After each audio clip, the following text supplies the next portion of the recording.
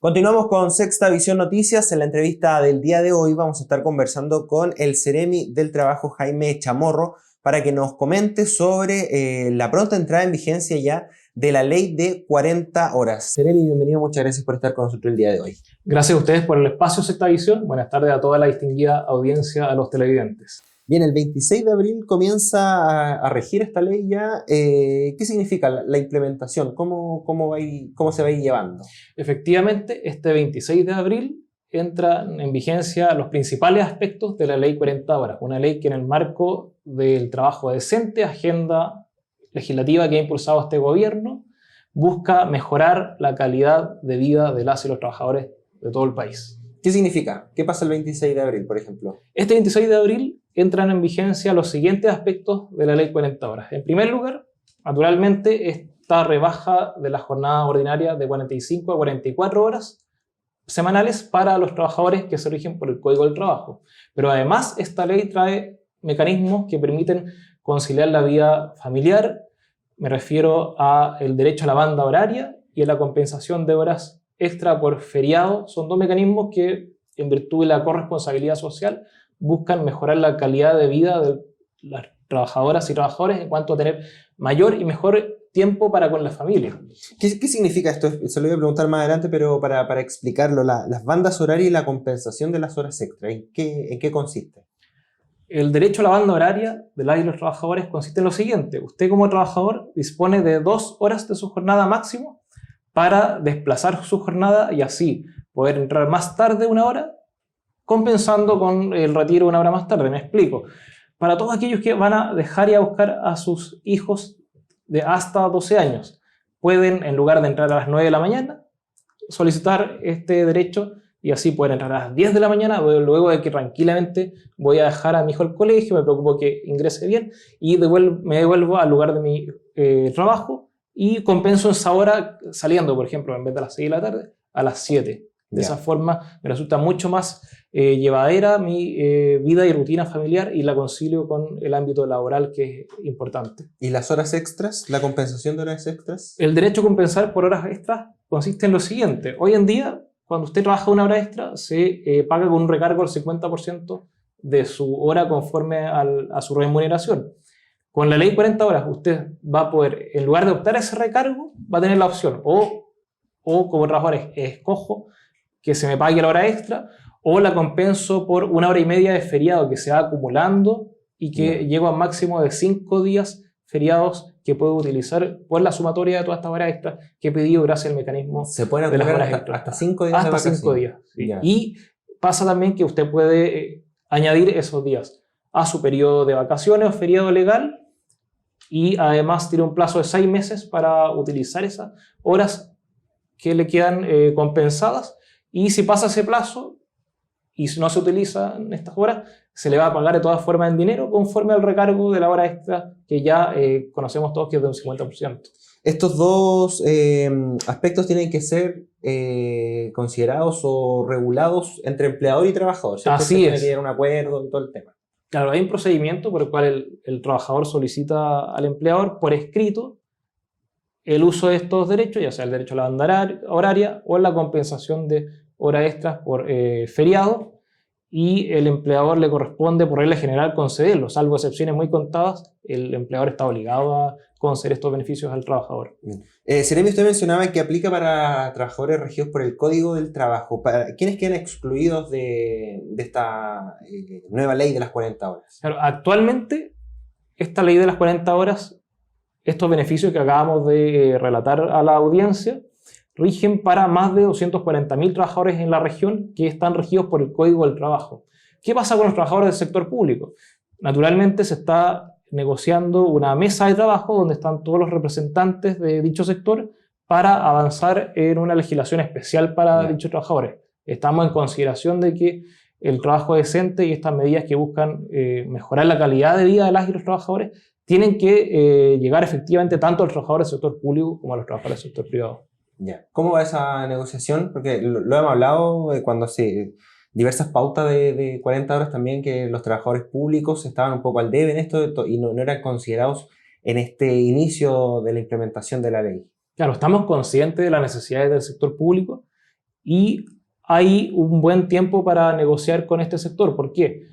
La rebaja de 44 horas se hace efectiva para el sector de trabajadores regidos por el Código del Trabajo, puesto que el sector público ya tiene esa jornada ordinaria de trabajo. Entonces, al menos en cuanto a la rebaja horaria efectiva, el sector público ya la goza. Sin embargo, en otros aspectos, sin duda que estamos avanzando en llegar a una propuesta concreta que permita igualar los derechos del sector público a aquellos del sector privado. Bien, y los contratos sin jornada laboral o el artículo 22 que rige, entre otros, por ejemplo, a los medios de comunicación, ¿qué pasa con ellos?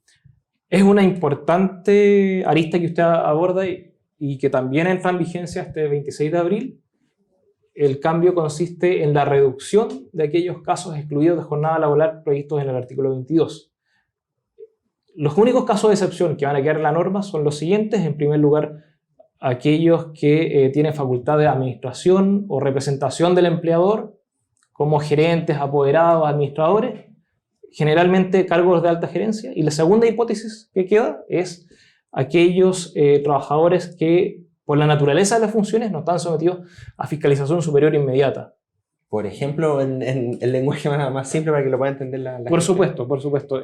Aquellos profesiones o oficios que por su naturaleza no tienen un reporte inmediato a su jefatura, ni en cuanto a ubicación, ni en cuanto a resultados. Me explico. Por ejemplo, un vendedor viajero, por su naturaleza, por la naturaleza de función, no reporta inmediatamente resultados a su jefatura. Entonces, en ese caso, y con todo, además, los casos de dudosa aplicación, usted puede elevar la solicitud a la Dirección del Trabajo para que aclare la procedencia si se excluye o no de la aplicación del artículo 22, inciso 2. Y aclarar, si me permite, estimado, sí, que adelante. Esta medida busca consagrar el derecho de los trabajadores a la certeza en cuanto a la jornada. Sin duda que yo como trabajador, si sé que tengo que trabajar exactamente hasta tal límite horario, voy a saber cuántas horas de trabajo cumplo conforme a lo previsto en el contrato de trabajo, y lo más importante, voy a poder hacer el cálculo de cuántas horas se me devengan, tanto cuánto debo cobrar a fin de mes como las horas extra. E incluso para el trabajador, para el empleador, también da certeza en cuanto a cuán efectiva es el cumplimiento, el registro de las horas efectivamente trabajadas por mi trabajador, y así poder proceder al pago de una remuneración conforme a lo efectivamente trabajado. Y esto va de la mano con la obligación del trabajador de llevar desde el 26 de abril, el empleador deberá llevar un libro de asistencia con registro tanto del ingreso y salida del trabajador como de las horas trabajadas. Mediante ese mecanismo, que se hace obligatorio desde el 26 de abril, se puede dar control efectivo a estas medidas que vienen en beneficio de los trabajadores. Bien, es importante porque el tema de las horas extras a veces se va perdiendo un poco y va quedando en el registro finalmente. O sea, usted mencionaba, son 6 meses que tienen para cobrarse estas horas extras por vacaciones, por ejemplo. Entonces igual es un poquito difícil el regularlo en estos 6 meses, pensando en empresas grandes con, no sé, 100 trabajadores que están cumpliendo hora extra. Es un poco complicado, engorroso también el llevarlo a la práctica, ¿cierto? Así es, hay que considerar que siempre la informalidad, la falta de registro, perjudica al trabajador. Los trabajadores necesitan certeza en cuanto a las horas trabajadas, desde cuándo hasta cuándo, cuáles son mis horas extras, cómo las contabilizo, de tal forma de dar seguimiento y trazabilidad a las horas efectivamente trabajadas mes a mes para que se devengue la remuneración justa que a mí como trabajador me compete una vez terminado el mes de trabajo. Sí, también adelantar, por ejemplo, empleadores de la región que desde la promulgación de la ley hubo varias empresas que acogieron las 40 horas, que las tomaron, la hicieron parte de su empresa por mérito propio, ¿cierto? No sé si tienen número de cuántas empresas acá en la región actualmente ya trabajan bajo las 40 horas. Así es, efectivamente, como usted lo señala, las empresas pueden adherirse voluntariamente al cumplimiento de esta ley, y ello, aparte del cumplimiento en sí, la normativa laboral, que sin duda trae mejor calidad de vida para los trabajadores y aumenta la productividad, conforme a estudios de la experiencia histórica. En 2005, si nos recordamos, bajó la jornada de 48 a 45 horas y la productividad nacional aumentó. Pues bien, conscientes de ello, el programa 40 horas permite a usted como empresa que, si se adhiere voluntariamente al cumplimiento, va a obtener beneficios como mayor puntaje de asignación para postular a subsidios CENSE, a subsidios Cercotec, a financiamiento vía Corfo, además de mayor puntaje cuando usted participe en licitaciones del Ministerio del Trabajo y Previsión Social que busca adjudicar a empresas ciertos servicios. Todos esos beneficios ya vienen aparejados si usted se somete y cumple con el programa de cumplimiento voluntario. Y en nuestra región de O'Higgins hay 25 empresas que ingresaron solicitud y de ellas tenemos la buena noticia.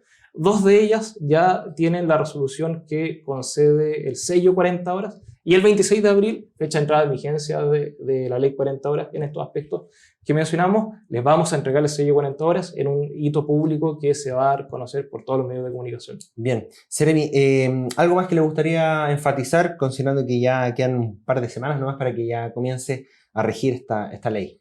Sí, solamente cerrar diciendo que la vigencia de la ley 40 horas trae beneficios para todo el sector productivo, es decir, para las empresas, las pymes, las MIPYMES, las y los trabajadores de la región de O'Higgins, sin duda, y aquellas empresas que quieran asesoría en cuanto a cómo cumplir con esta rebaja efectiva de las horas trabajadas, más el resto de los beneficios que trae la ley, pueden acudir a la Dirección de Trabajo para acompañamiento técnico. Por lo tanto, cuando las fuerzas productivas de una nación convergen, la economía alza y aumenta y se sostiene para toda la región y para todo el país. Bien, Seremi, muchas gracias por haber estado con nosotros. A ustedes por el espacio de Sexta Visión.